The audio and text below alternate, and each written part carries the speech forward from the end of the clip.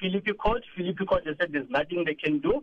The mother have full rights to raise the child the way she wants to. Then I went to High Court in the Children's Court. Then I had to lay a complaint. Today I opened the case against the social workers and they were involved, and Philippi Court based on gender discriminating. I also opened a case to report the gender discriminating against males in South Africa because we're reporting issues like my child has been abused. So the only way, go to High Court, go to gender discriminating, go to the gender unit, then you address your whole issue, my brother, and say this is the situation that you're dealing with. Because if you go to the police, they will tell you again what kind of a man you are. You go to court, they turn on that against you. So have everything. If you have evidence, I have full evidence because my wife said I must pay her for sex or else she say I raped her. Then when I report to the police station, then they said if you don't have evidence, we're going to lock you up. This is what you have to do, try to find evidence.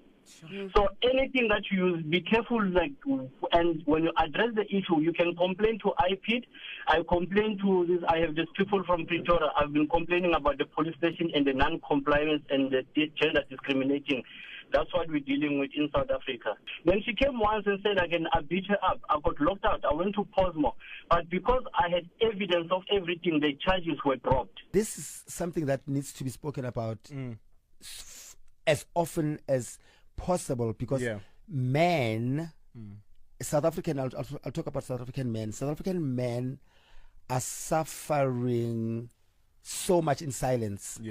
And they are fighting. It's like a double-edged sword where it's the system that fails them. It's society that fails them. And because there are women who weaponize the GBV thing against men. And it takes away the seriousness of the issue when it happens for real. Sometimes you might not know whether it's real or not. And we shouldn't be in a position or a place where we question if it's real or not. You know, and it's things like these that make it difficult for cases to be taken seriously, especially for men. So something needs to be done.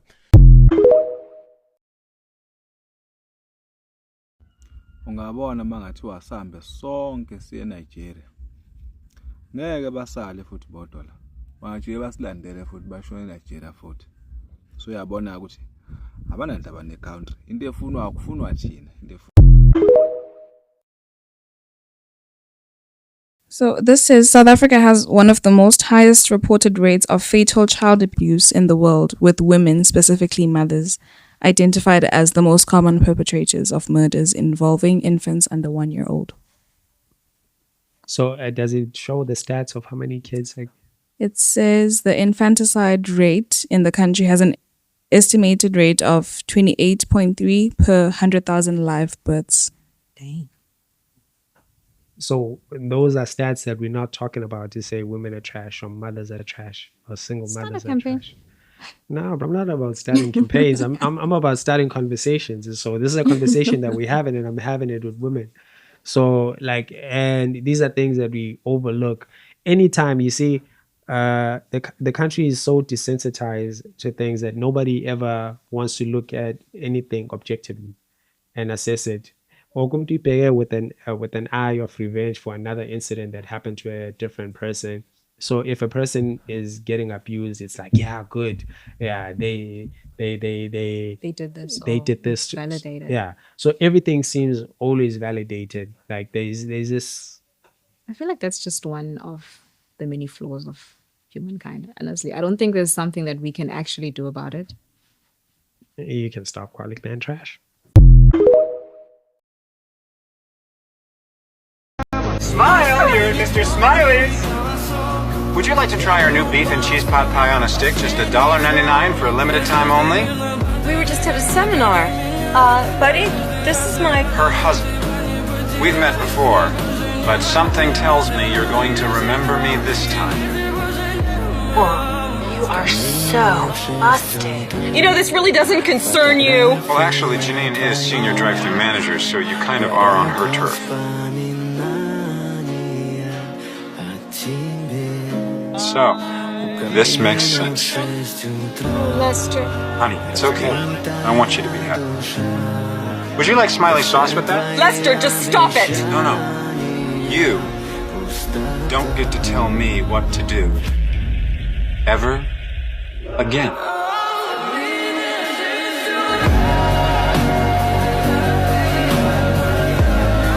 Men did nothing wrong. Women messed up our society. These men were raised by women. But the men run away from their responsibilities. Because they were raised by women. Ew, just like that. Simple as that. A man who was raised by a woman does not know how to be a man. He can only be a bitch. Oh. We went from French to German to... It's just that you don't have a template. I used to misunderstand overthinkers. Then my mom said something that stuck with me. She said, trust the overthinker that loves you. They've thought of every reason not to and still choose you. Overthinking isn't a lack of love. It's depth, it's awareness, it's intention. If someone who questions everything is certain about you, that's not impulse love. That's a decision. I still can't believe that South Africa was the first country to pull Melania Trump's movie out of theaters. Now, on top of that, her sales are in the fucking toilet and people are not going to see that garbage. But the fact that South Africa was the first country to just say, pull the plug on the whole damn thing is wild to me. Especially given the fact that, Donald Trump was cozying up to South Africans so much so that they were bringing white South Africans here to the United States. Yeah, and if you didn't know about that, well, you need to pay attention to that because there's still people coming from South Africa. You know that, right? Don't get me wrong, people can still find it in other ways in South Africa, but the main distributor that was putting it in theaters has completely pulled it because of what's happening in Minnesota and how they're handling immigration in the United States. It just goes to show you that if anyone is going to have the balls to stand up to the United States, it's going to be African countries. That's it. That's all. They are the ones that are always going to put their foot on their neck. And I just love that so much. And I wish that more countries would follow suit because what's happening here in the United States is horrific. It's absolutely horrific. When you have a government that doesn't empower enough youth, right? I'm talking about females in this instance. Okay. Enough young females. There's not one female I can tell you now who wants to be with a criminal, who wants to be with a sugar daddy, who wants to be with some random, minister or whatever the case may be. I can tell you any young woman, firstly, wants to be empowered, wants to be independent, and to choose that they're the real love of their life, which is not usually that spec. Let's be honest, right? But now we have a country that doesn't have enough support. You've seen it. Whether it's funding for university, you saw fees must fall. You saw how the kids were treated. You saw what Keenan used to speak about, AKA, God bless him, we love him. It's still an issue. And it's very intentional as well, or at least it feels that way, where if a female is empowered, a young female, the chances of them compromising who they are minimal. I can tell you now why I'm so confident. It's like, we could avoid Altidos as a joke. Cheers, Wami.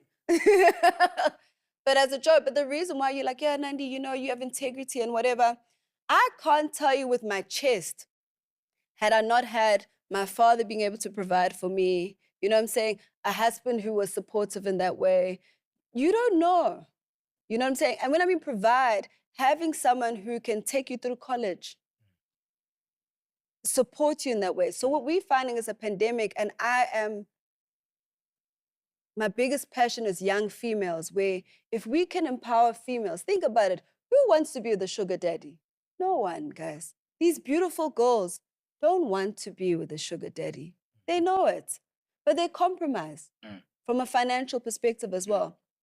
Yes, there may be a few who are into a lifestyle and whatever. But the truth is, if you can get empowered, and if, whether it's the government or private sectors really saying we can change your life, I'm telling you now, they'd be able to change their lives.